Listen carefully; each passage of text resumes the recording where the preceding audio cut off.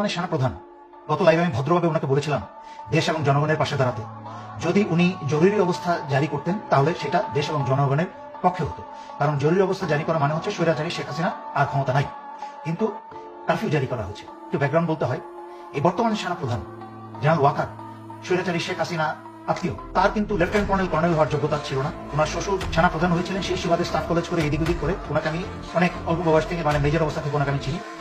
সাদা মানুষ ছিলেন, এমন কোনো ব্রেনওয়ালা মানুষ না। কারফিউ দিয়ে বর্তমানের বাংলাদেশের ভয়ঙ্কর পরিস্থিতি থেকে দেশকে সামাল দেওয়ার মতো ক্ষমতা এবং যোগ্যতা কোনোটাই ওনার নাই। আমি অবাক হচ্ছি যে ওনার সেই যোগ্যতা না থাকতে পারে, কিন্তু বাংলাদেশের অন্যান্য ডিভিশন কমান্ডার এবং জেনারেল যারা আছেন তাদেরকে তো বেশিরভাগই আমি চিনি।